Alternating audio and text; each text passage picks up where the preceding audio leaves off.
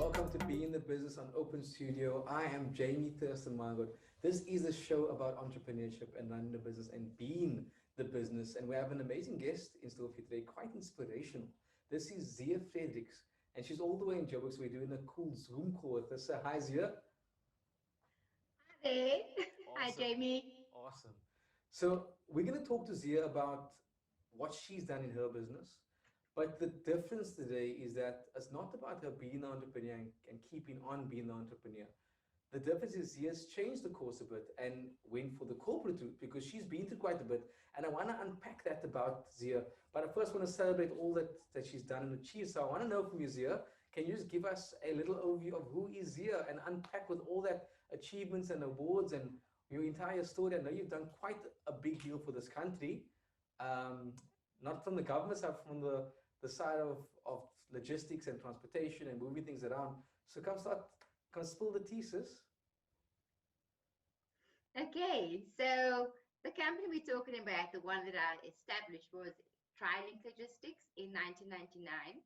It was 100% Black woman-owned logistics company. Yes, women in trucking, haulage, where we had about 200 odd vehicles that we were managing, using subcontractors and supplying services to global companies like SA Breweries, Dole, Cape Span.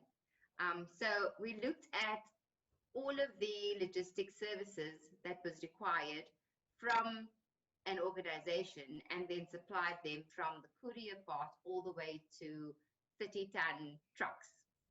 And while I was at TriLink, there was a few achievements that I got as well. With regards to personal achievements, I was a mover for the Cosmopolitan. So I had a whole one-page write-up in the Cosmopolitan for the month of July 2007. I was also top woman in business and government and was listed in the publication of 2008. Obviously, with all businesses, you want to make sure that there's enough marketing and companies know about you. So we had another article in the Freight and Trade Weekly, which was a related magazine published on a weekly basis for companies that deals with freight and trading. And then another publication in the Cape Times with the benefits of staying focused in 2006. From the government perspective, we had a one-page publication in the Pumalelo Top Black Business in South Africa. So we had a one-page write-up on there as well. And the last one was, I also got a certificate endorsed by Nelson Mandela as a top Black business in 2006. Lovely stuff. You are quite the achiever. I would say a little bit of an overachiever over there. And I think that's a really good journey that you've been through, and it shows in the business you've been doing.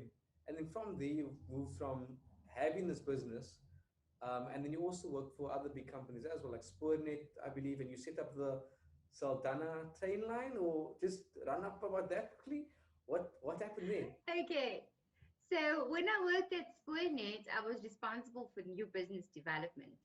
Let me just mention, before I started at Spoornet, all I wanted to do was work in logistics. So while I was doing my marketing and sales degree, I went to Spoornet because they were the biggest logistics service in South Africa at that time. And I said, I want to work for free. I just want the experience. I want the exposure. So please let me in. So in my last 3 years while I was studying, I went to Spoornet and I worked for free. Wow. And just to get some insight as to what they do. That's super interesting that you actually work for free. And I think that's quite a big deal of putting yourself out and working for free. I think there's not a lot of people think like that. Why did you think of doing it that way? Because it would have benefited me. You can't, yes, while you're studying, there's lots of fun and lots of excitement to do that as well. But there's a lot of time that you have. So instead of just spending your time on going partying and hanging out and doing whatever, spend your time constructively for your future, because every year that you delay in starting to earn money, at that stage, you'd say it's about R1 million a year that you're not going to be getting. So if you can try and advance that and do whatever you can and do things at the same time, and you got the energy and the knowledge to do that, then do that rather. So that is why I went to sport, and I said, please let me be exposed to what you do. So by the time that I started, when I graduated, I actually went to them and I said, okay, so let me, where do I start? I was just so eager. So I started there in the research department, and then eventually I was employed as the business development manager.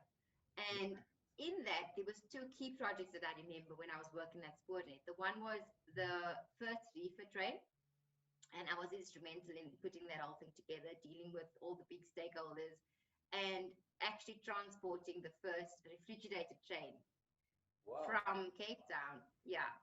And then the second one was the development of a station in Saldanha Bay, where I did the groundwork with regards to getting a feasibility study as to, do we have customers that can fill this train and keep the station busy? And do we have, and obviously logistics goes two ways.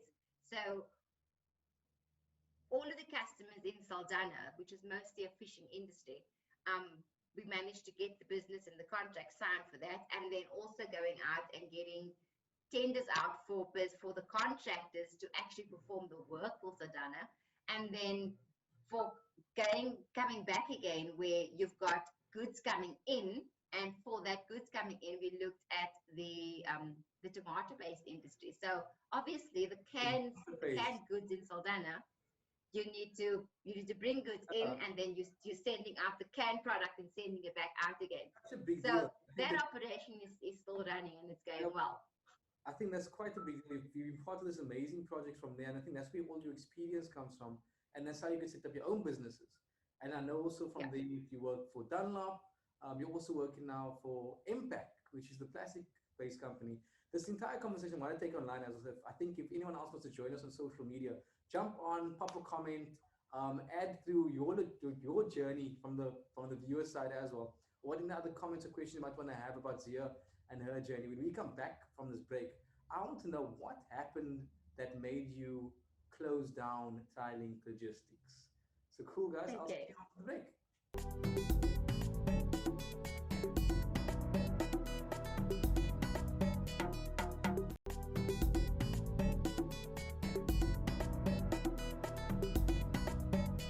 Welcome back to Be in the Business with Jamie Thurston Wyngaard.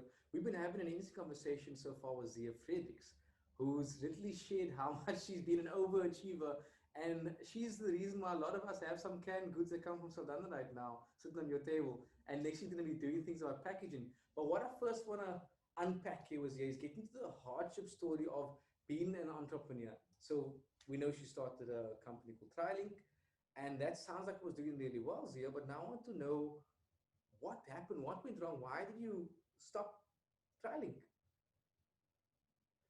Okay, so TriLink went for 10 years, and it was 10 really good years. What happened there was we actually we burnt our fingers a bit, where we expanded our business from the normal trade, which was just the normal dealing with SA breweries, dealing with Cape Span, dealing with the Cape Town-based customers. And we expanded to go into to deal with a company that was in Johannesburg. Look, we flew down, everything looked really great, the offices was good, and they were dealing with the mining industry. And the contract that they had, we had a contract with the business that had a contract with the mine. And as you know, in 2007, 2008, we were going through quite a bit of recession, but we survived all of that, but we didn't survive a scam. Somebody that actually intentionally wanted to steal our money. So when we signed the contract with this company, we started the work for the mine, and they put in our trucks. We had a few tipper trucks that was actually put into that, and we did the haulage of the coal. Unfortunately, this other woman-owned business in Johannesburg had no intention of paying us. So once we submitted our invoices to them for the first week, it was a sum of about 800,000 Rand. So for a small business, it's a lot of money. Mm. Okay.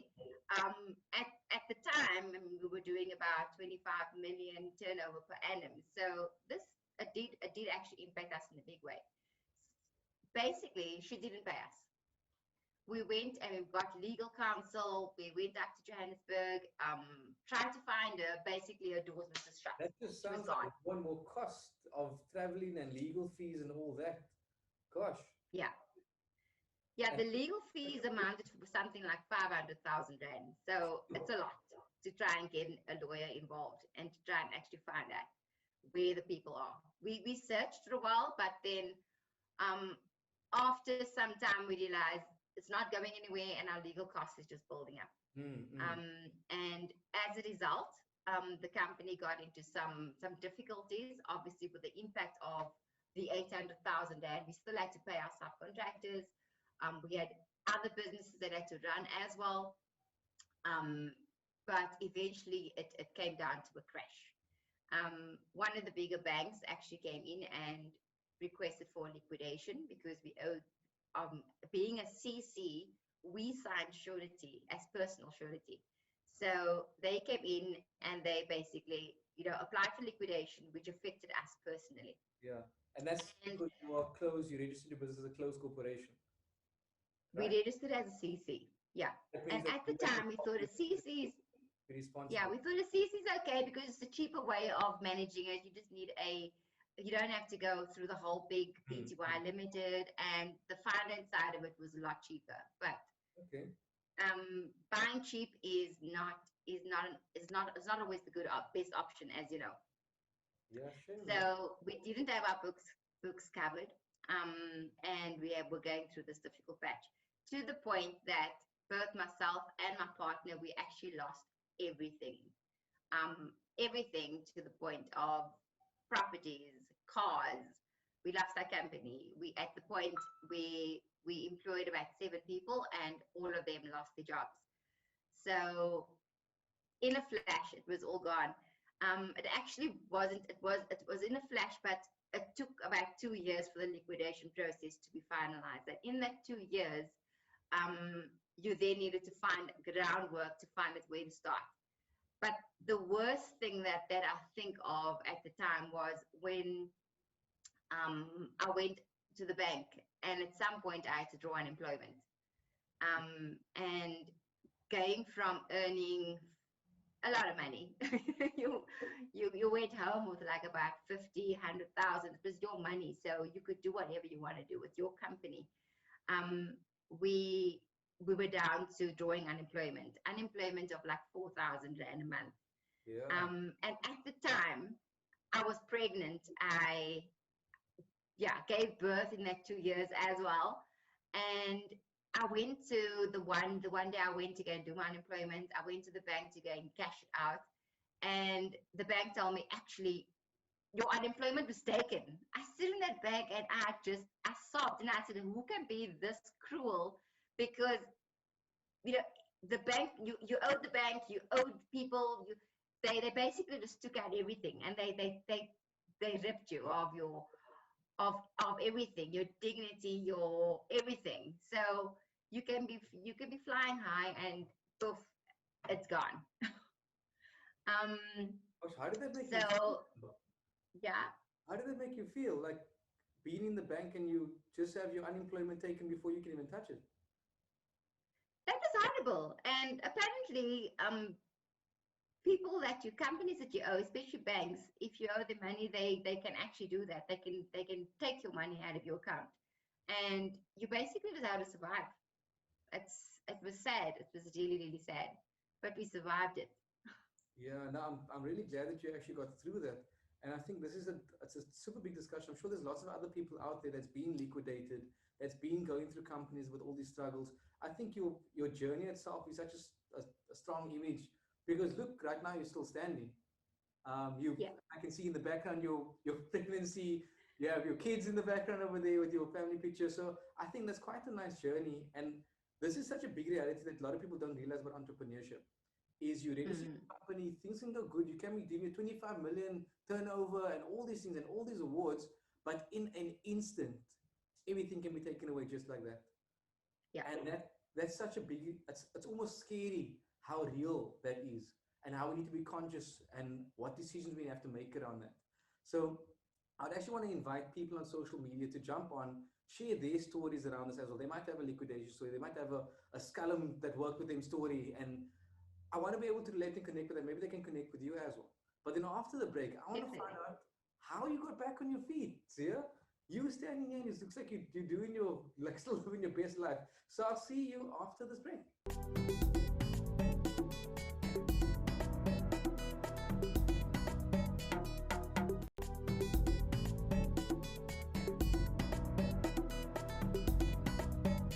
And welcome back to Being in the Biz. I am Jamie Thurston Wyngaard, and we are going through a roller coaster of a show.